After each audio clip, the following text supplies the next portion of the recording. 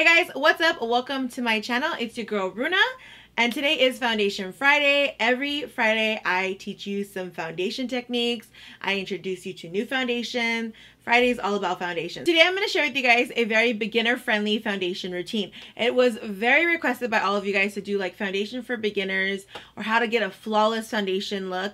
So I decided to go ahead and do this for you guys. So I'm going to basically achieve this for you guys. So if you guys want to know how I do beginner friendly foundation, a whole thorough talk through type of foundation routine that I'm going to teach you guys today, go ahead and subscribe down below. I'm going to share with you guys all my secrets, and if you want to know more of my secrets and keep up with me, go ahead and turn on the notification, which is the bell button, and it'll notify you of all my videos that are coming up for the next couple of months. I got some good stuff coming up. So anyways, let's go ahead and get started. One of the main things about doing a flawless foundation, I know it's so hard to take me serious with all this red on my face, but one of the main things about a flawless foundation is you always want to wear a primer, and this is the Brilliant Primer by Stellar Beauty. And what primer does is it fills in all of your pores, and it basically makes a really good canvas for your foundation to sit on top of, and it's also going to make your foundation last longer. It's going to prevent any cracks, it's going to prevent any oils coming through, it's going to prevent any type of like melting of the foundation. Now you guys have to keep in mind, you want to buy the foundation that's good to your skin. If you have oily skin, a foundation with more of a silicone base, so oil-free primer is better for you.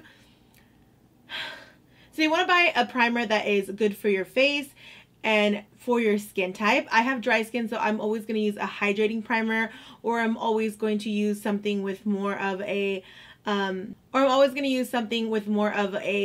like brightening power to it. Because I have dry skin, my skin tends to look dull, so I need something to basically spruce up my skin. And the hydrating primers is so a lot of foundations that are matte, so they don't go onto my skin super dry and then go into all my lines. And also a lot of foundations made for dry skin will also fill in a lot of your fine lines, because when you have dry skin you're more prone to fine lines.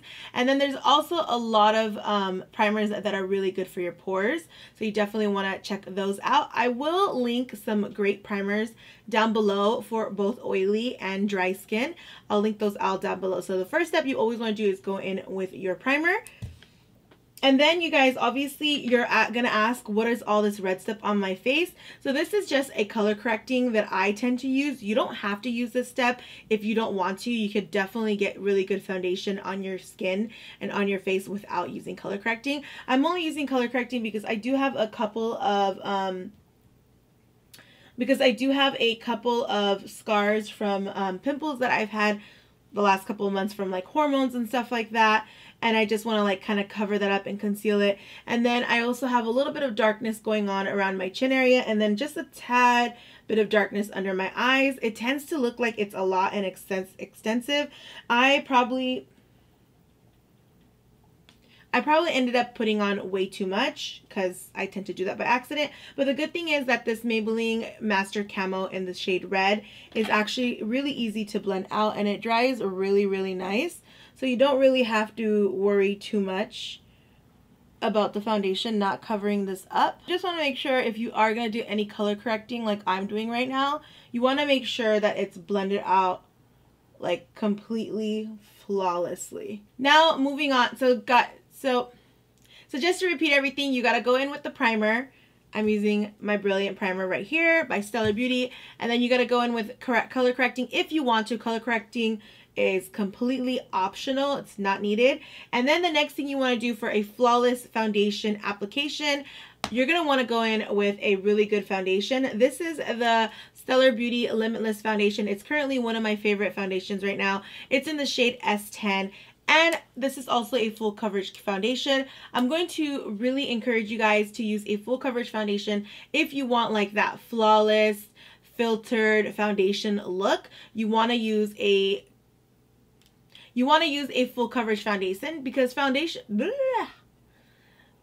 full coverage foundation just lasts longer. It tends to last longer in your skin. It has a lot more pigment, gives you much more of a flawless feel. And if you feel like a full coverage foundation is a little too thick for you, you could just apply it in a thinner way with like mixing it with your primer, or you can mix it with anything that you want to just to like dilute it a little bit. A lot of people like to use medium coverage foundation, and that's okay as well, but you're not going to get such a last-longing foundation. Full coverage foundation basically just gives you all day coverage, and that's why I tend to use full coverage foundation all the time, because I'm not someone who likes to check my makeup every single moment of the day. Like, I just kind of like check my makeup one or two times a day. I don't have a mirror in my purse ever because I just don't want to obsess over my looks all day long, and I just know I left the house with a good makeup application, and then I can just move on with the rest of my day. I'm just going to go ahead and put this foundation onto my Heavenly Luxe Complexion Perfection brush. This is my favorite brush by IT Cosmetics because it just puts on the foundation just flawlessly. So now that you know what brush I use, this is a great brush to apply things. A lot of people like to apply their foundation with Beauty Blender. I don't apply my foundation with the Beauty Blender because I feel like it thins the foundation out and it wastes the product, and then I'm not going to end up with a very flawless coverage.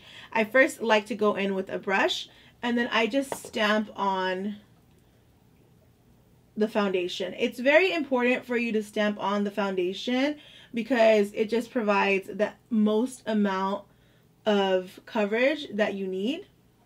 I will kind of brush down over here because I don't need that much coverage in my chin area, but yes, so if you stamp this on, the coverage is way better. And I also feel like when you stamp on the foundation, it's gonna give you a flawless finish. The other step that is really good for a flawless foundation is you want to go in with a damp beauty blender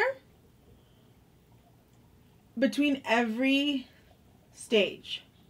What this is going to do is it's going to press the foundation into your skin even more and just make your foundation more like glue. So it's almost like, you know, when you add, this is going to sound stupid, but when you add water to clay, it makes it kind of liquefy, and then when it dries like really, really hard, like a shield. That's almost how it is with foundation. When you wet it and then it's going to dry to like a much more stronger shield. It's like you're adding glue. And then this is also preventing any cakiness.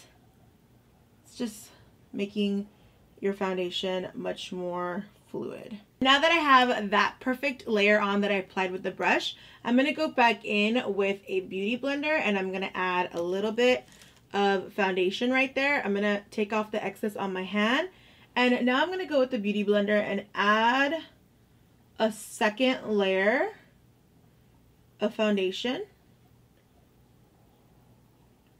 It's obviously a much thinner layer in areas that I feel like I need more coverage. So I feel like I do need a little bit more coverage in this area because I do have a lot of pimples.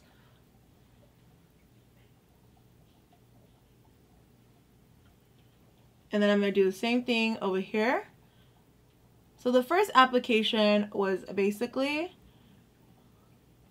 that thick, good layer just to, you know, add color and add like a base. And then the second layer of foundation that I'm applying with my beauty blender, it's just to make my skin look snatched and flawless. So the next step is going to be my concealer. You guys, concealer is an essential part of your foundation routine because concealer conceals anything you don't want to be shown. I like to use concealer to give dimension to my foundation look because now my foundation looks just like one color. It looks really, really flat. I would never suggest anyone to leave the house with just foundation on. I think it's always good to apply concealer. So this is the Born This Way Multi-Use Sculpting Concealer, and this is in the shade Golden Beige. This is about 2 to 3 shades lighter than my typical color. And the reason why I do that is because I like to brighten up my under eyes, and I like to brighten up any features that are like they're more backwards on my area. Like I want to brighten up those like that are more deep set features. So like my under eyes are deep set, and I just want to kind of make everything look more symmetrical with my concealer being brighter. And what it also does is it just gives definition. You definitely don't even want to wear a concealer that is the same color as you. You can have a concealer that's the same color as you if you have like a lot of coverage that you need, because concealer tends to be a lot more thicker.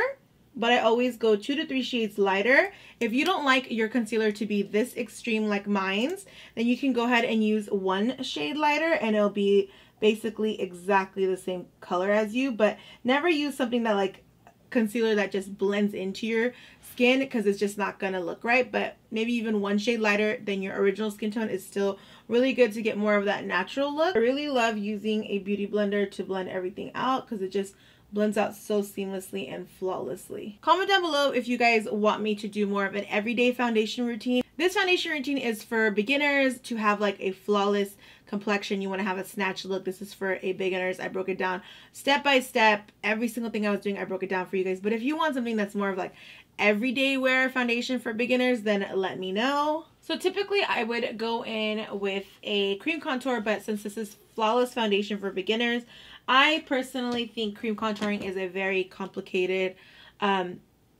I personally think cream contour is a little bit more advanced and complicated and hard for people to learn. So I'm just going to stick to a powder contour. I'm using my Anastasia contour kit. Comment down below if you guys want me to do cream contour for beginners, and I'll do a full video for you guys on that one. But this is basically going to be, this is basically why I'm using a powder contour, because powder contour is much more easier to do than cream contour. So we're going to go ahead and just take this color, I think this is Fawn, and we're going to cut the thing. Once again, you want to basically press this in to your skin. You don't really want to drag it too much because then it's not going to have that airbrush flawless vibe.